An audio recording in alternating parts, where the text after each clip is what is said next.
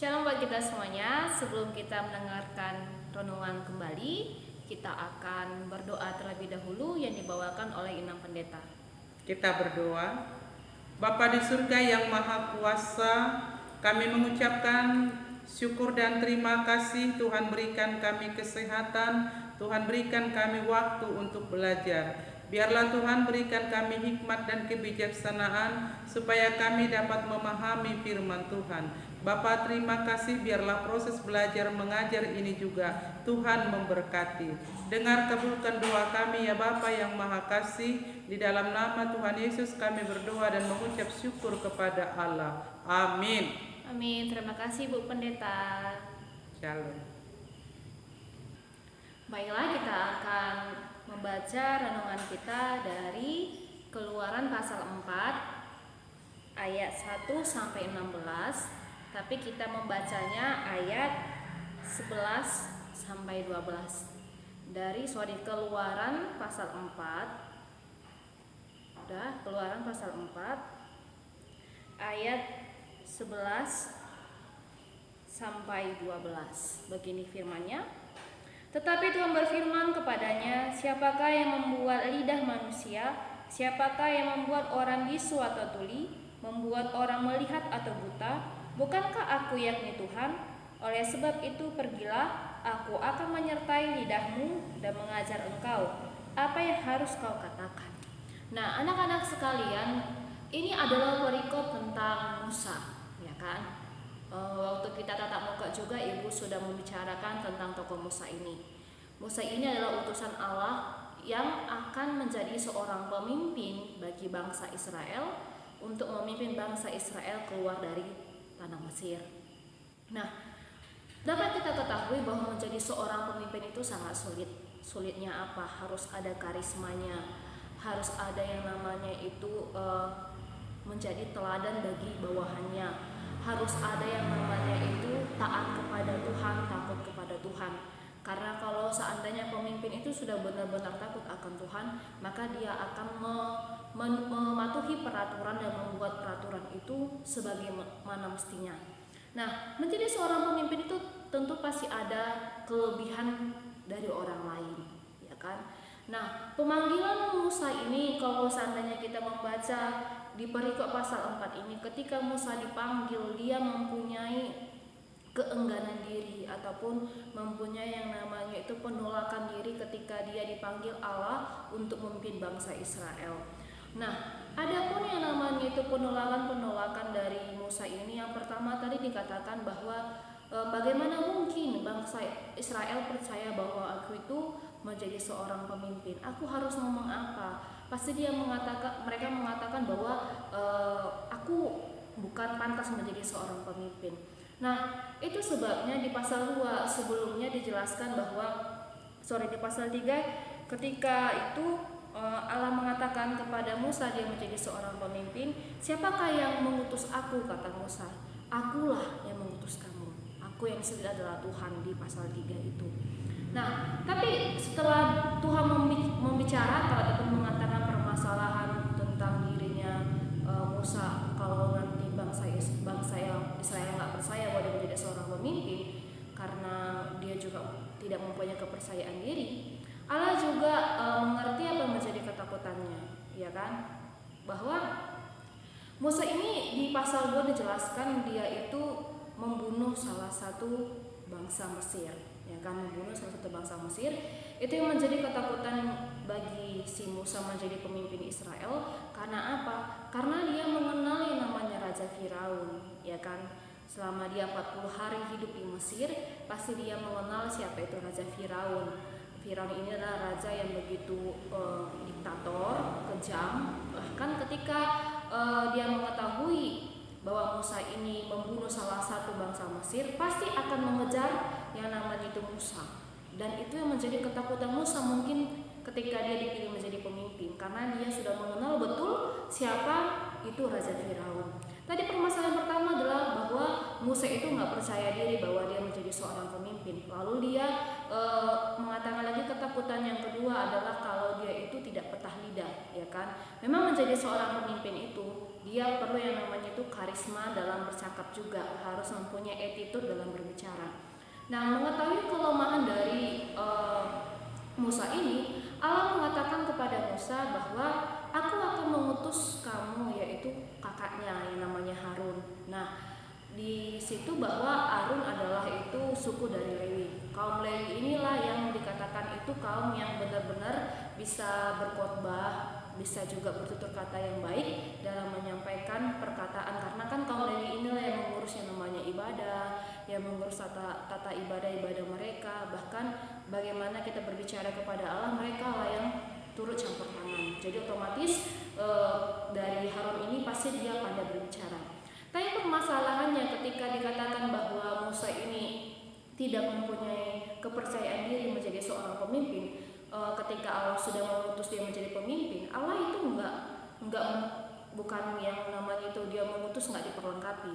Mengetahui ketidaksiapan dari Musa ini, mengetahui kelemahan Musa ini, yang pertama Allah itu memberi itu suatu magic, ya kan, suatu yang namanya itu kayak yang namanya mukjizat lah ya. Yaitu di ayat yang kita baca tadi di pasal 4, ketika Musa mendengar bahwa dia akan menjadi seorang pemimpin, apa yang di ayat 1 dijelaskan? Tuhan tidak menampakkan diri kepadamu, katanya. Apakah yang di tanganmu itu?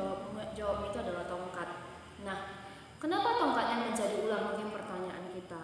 Nah, dalam dunia Mesir itu mereka mempercayai bahwa ular itu adalah hewan yang paling cerdik. Kalau seandainya kita melihat film-film di luar, apalagi yang bernuansa Mesir, kita lihat di kepala Cleopatra itu adalah ular yang menyimbolkan bahwa ular itu adalah yang paling cerdik. Bahkan itu adalah yang dipuja mereka, itu adalah hewan yang mereka takuti, ya kan? Itu sebabnya tongkat itu bisa menjadi ular menurut persepsi kita kan, karena kepercayaan mereka ular itu sangat dipuji mereka di tanah Mesir. Nah, kenapa tongkat harus menjadi ular, ya kan?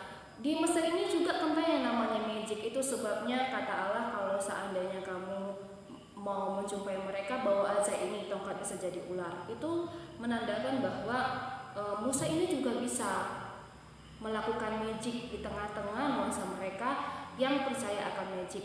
Tapi Firaun tidak menyadari kekuasaan Tuhan yang disembah Musa pada saat itu.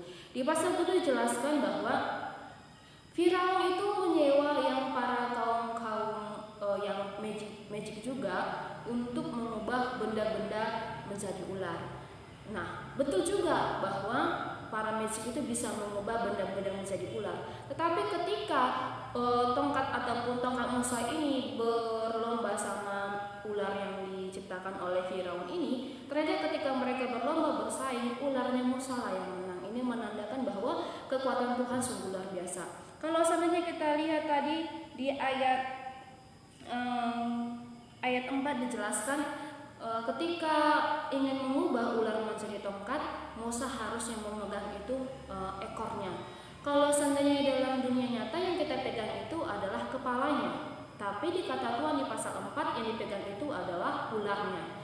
Kalau seandainya kita pegang ekornya ular, yang ada adalah ularnya mematuk kita kembali. Nah, ini menandakan bahwa kekuasaan Tuhan itu nggak bisa dilogikakan manusia. Pekerjaan Tuhan itu memang di luar nalar manusia. Nah, banyak rancangan-rancangan manusia ataupun kehidupan manusia itu terjadi, kok bisa begini ya, kok bisa begitu ya. Itu adalah pekerjaan Tuhan yang sungguh luar biasa. Lalu yang kedua, ketika Musa itu juga menghadapi ketidaksiapan diri menjadi seorang pemimpin, ada lagi yang dikatakan Tuhan itu adalah selain dari tongkat menjadi ular, ya kan, selain tongkat menjadi ular, selain itu dikatakan lagi tangannya itu kena kusta, ya kan. Kusta itu adalah penyakit yang luar biasa, sangat ditakuti pada saat itu. Itu kayak menyiratkan tentang kutukan. Nah, untuk menghapus dari kutukan itu, Musa hanya memasukkan tangannya atau kulitnya itu ke dalam bajunya dan dia sehat kembali. Ini menandakan bahwa Tuhan itu adalah Tuhan segala takdir yang mampu menyembuhkan segala penyakit, ya kan. Walaupun pada suasana tabib yang dapat menyembuhkan kusta, tetapi Allah mampu menjadi seorang tabib yang bisa menyembuhkan kusta. Allah yang kita sembah itu sungguh luar biasa. Lalu yang terakhir, kalau seandainya Firaun itu tetap nggak percaya juga sama kuasanya Tuhan, Allah mengatakan untuk mengotori, yaitu namanya Sungai Nil, ya kan? Untuk mengotori yang namanya Sungai Nil itu di ayat 9. Kalau seandainya kita katakan kenapa harus mengotori Sungai Nil? Nah, Sungai Nil ini adalah menjadi tempat mereka yang namanya itu sumber pencaharian. Jadi kalau seandainya Sungai Nil ini dikotori, maka pencaharian mereka itu juga bisa hilang. Nah, ketika Tuhan sudah memberikan mujizat yang ketiga ini dan keempat memberikan yang namanya itu penyambung lidah bagi Musa, ternyata permasalahan terbesar Musa itu adalah ketidaksiapan dirinya.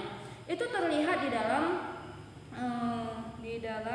16, ya kan? Di ayat 13. Di ayat 13 dikatakan Musa, Tuhan, utuslah kiranya siapa saja yang patut kau utus.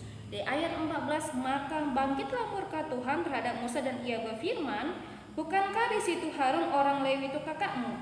Aku tahu bahwa ia pandai berbicara. Lagi pula ia telah berangkat menjumpai engkau, dan apabila ia melihat engkau, ia akan bersukacita dalam hatinya.